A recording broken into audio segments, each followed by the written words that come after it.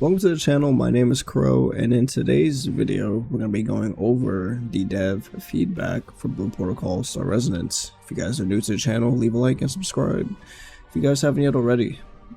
And let's start this off. So they finally responded to a bunch of stuff that was said. Apparently this is going to be their first round of Q&A session. Let me actually scroll up here.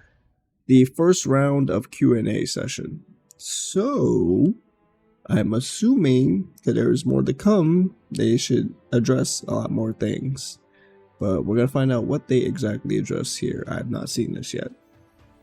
So first off, let's see. Okay, so right now they're just talking about Airona, which a lot of people, yeah, they were Airona and one other character, I believe, in closed beta test. I forgot her name. I know it starts with an R. Excuse me. But yeah, another character in the beta test, a lot of people were popular about. So that's interesting of them. They actually did make a themed avatar frame in a Discord quest, which I do have. It's like a 1:30-second video that you have to watch. So that's all they're talking about there. I assume that surprises in store for adventures. I assume that they'll probably just do more events, revolving around her. So moving down from here, let's see. It's no secret that MMOs developed in Asia haven't always been communicative with their Western audiences. For Q&A live stream, contests, or in-game events, let's see. What are they looking forward to do? As the community grows and evolves, we will do our best to ensure everyone feels heard and has their questions answered. So looks like they want to be more interactive with the community, which some certain devs actually have in a Discord, I would say the past month or so. Moving on from there, Western community has grown tremendously since day one. Definitely because the Discord is way bigger than it was before. Continue to grow engagement community. Let's see, leave the door open to a lot of paper and feel like lasting contribution. Okay, so just more community involved aspects with the game, which I've always said I thought Blue Protocol is going to be a more community-based social like game. I don't expect this game to be, anything that hard like die-hard MMO players are actually looking for. Alright, going on. During closed beta tests, adventurers show off their creativity with photo mode. Let's see. They're talking about the CBT recap video, so they were surprised a lot of people took advantage of photo mode, which I actually was in the recap video 3 times, by the way. I was actually very surprised. But yeah, a lot of people love the photo mode. Like I said, people are going to expand on it more. There's going to be like photo mode guides and whatnot. It's actually such a popular thing, like just having a social aspect in a anime-like MMO.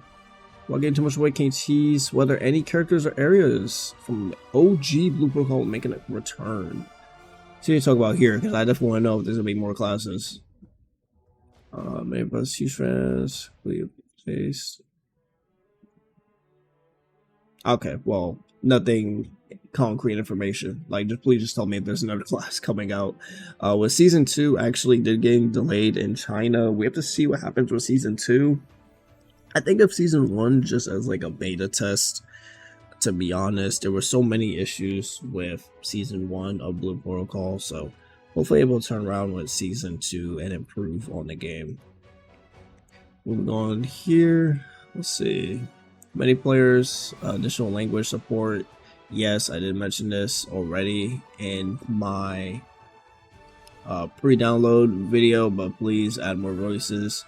Extremely text-heavy titles. Yes, there's a lot of considering playing new language, such as UI, quality of translation, tone of voice. Still, make it happen. Make it happen. Please let me change my voice for my character as well. Right, one of the most immersive anime-style character creators out there plans to expand customizations further, such as new hairstyle, auto animation, skill effects, or emotes. Plan to work on sharing tools and social features so that players can easily showcase their characters. Okay, so just expanding on character creation. Let's see, a lot of potential anime fans communication, everything about potential collabs with Western version. So I know there's been many many mentions of Sword Art Online. Clearly, right? That's just a no-brainer. But obviously any other adventure like, anime or, dungeon like anime, Danmachi, obviously. There's a lot of collab opportunities for this game, 100%, right? So, moving on from there. Many players love the slice of life aspects of Blue Protocol Star Resonance, where we see expansions to life skills or cozy systems, fishing, housing, cooking, marriage over time. 100%. I really don't even have to read this. So many people were fishing all the time. There was like fishing meta. It was actually crazy. I was not expecting any of that in closed beta tests, right? I expect some people just to play and then just get off. Alright, we're getting to some meat of the text here. Okay, now this is where I'm at. So let's scroll up a little bit. Okay, hardcore boss layers and raiders out there. Can you share any hints, upcoming raids or dungeons, especially in terms of new mechanic or designs adventurers can look forward to? I want every raid dungeon in Blue Protocol to feel memorable. Filled with epic moments you talk about with friends, after the runs. Okay. Yeah, Ice Dragon, that's gonna be coming up. Also, managing the cold exposure, players need to stay close together to share warmth. Okay, so it's explaining the next one, another radio challenge. Players split their force, team some sound dimension, retreat sigils. Okay, well, they're just giving you guys previews on, how bosses are gonna be. That. So I know the main issue was that people were worried that you're going to AFK the bosses, but a lot of these raids, I don't really get it because you can't really AFK these raids because there's wipe mechanics. And nonetheless, you will most likely have a party for raid. I mean, even in auto mode, not auto mode, auto matchmaking, I'm sure most people will know that you cannot just, BS these raids. But it may take a while for when the raid does come out. I can see that being an issue. Moving on from there. Are there any plans to expand the open world with new events, hidden secrets, or Easter eggs for other adventurers to discover? I see this happening in Season 2. Definitely them expounding a little more. If not Season 2, maybe Season 3. So adventures have a meaningful shape alongside us. Across the master, we continue to implement hidden journals, side stories, or solo details. Feel history about Regnus. Okay. Alright. Moving on from there. Different MMOs, especially anime MMOs, have different core philosophies on how to approach story and narrative design. I mean, I've heard people say that the story is just... It's a story. It's an isekai, I mean. I don't think anyone's really up in arms about Blue Protocol, like, oh my god, the story is so great.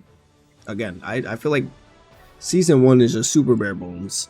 I'm sorry, like, when you guys play the game, there's gonna be a lot of things that you could be like, wow, they need to fix this. I think that's where they need to figure out Season 2. Season 2 will really determine if they really care or not, and if they're trying to put the work in to make the game better. Moving on from there, for the adventurers who love a bit of friendly rivalry competition, what kind of social competition or events?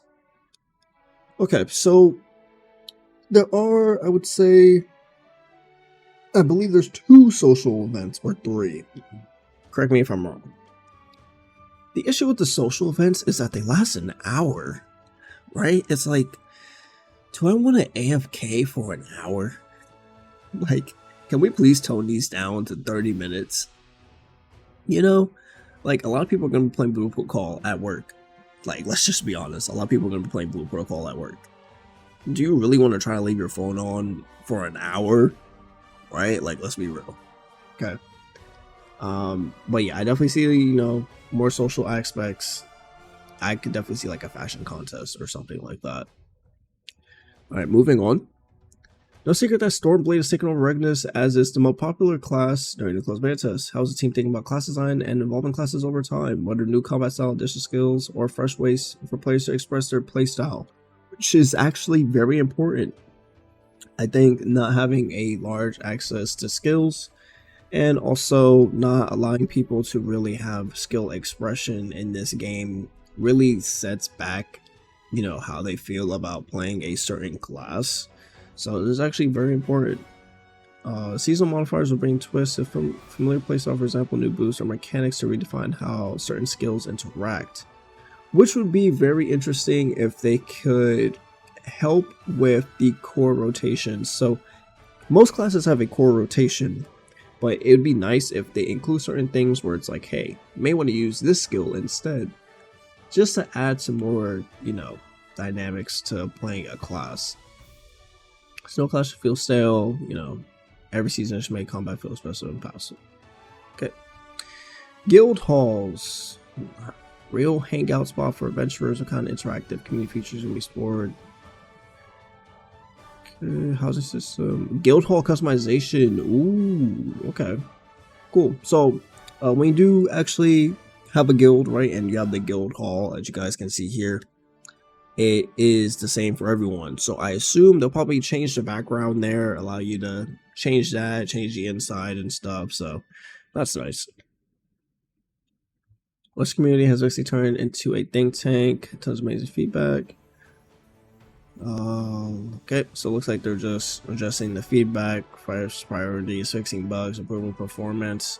Yeah, there was a lot of bugs in closed beta tests and mistranslation and things, so I don't really expect like core gameplay things to be fixed, because there's so much other things that need to get fixed. Like China literally has patches and there's like 50 things getting fixed still, right?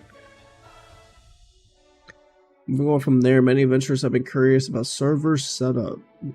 Goal behind mega server structure is simple: everyone to play together. Okay, so yeah, NA, SA, and then EU. Oh, big talking point here. Auto battle. Okay. Some adventurers convenience, while others prefer hands-on approach, especially in more difficult content. How does team view auto battles role in Star Resonance? Auto battle has definitely been one talked about features. I swear, if you look up auto battle, it has to be at least, well, it's definitely at least 10,000 messages, because Discord actually can't track it, but it's at least 30,000. I already know. Auto battle is designed as an option meant to give players more flexibility through their journey and readiness. As the game continues to grow, we'll keep fine-tuning where and how auto battle applies, especially in higher level or competitive content. Like I said, season 2.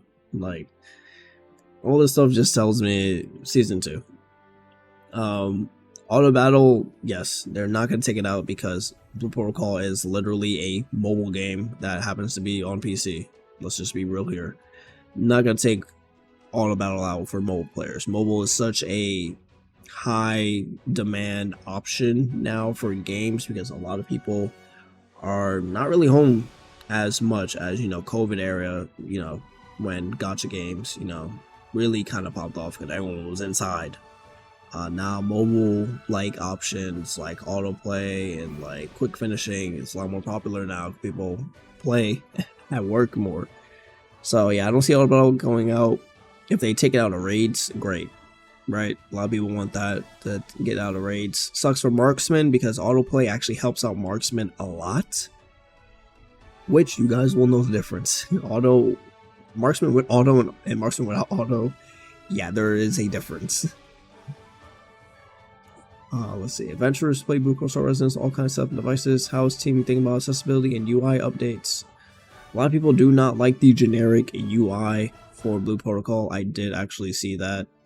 So hopefully they do actually expand upon this and maybe have their own identity for UIs and make it a little bit more fitting for people's eyes.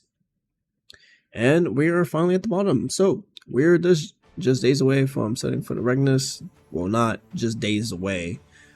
Okay, so that means that maybe they had this ready and they did not post it until today. It's not days away, it's tomorrow that the game is coming out. But anyways, did devs listen? I'm not too sure. I feel like we only talked about the social aspects in this. I feel like this kind of just didn't really address a lot of things. There is so much more that I've seen people have issues with. But remember, this is the first round, okay? So I'm not going to jump the gun. All right, I do know how to read. It is the first round of Q&A session.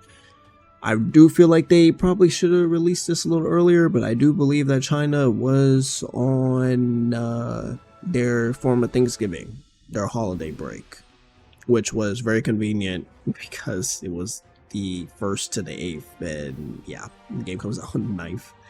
Anyways, though, that's gonna be it for this video. Leave a like and subscribe if you guys haven't yet already, and I will see you guys in the next one. Peace.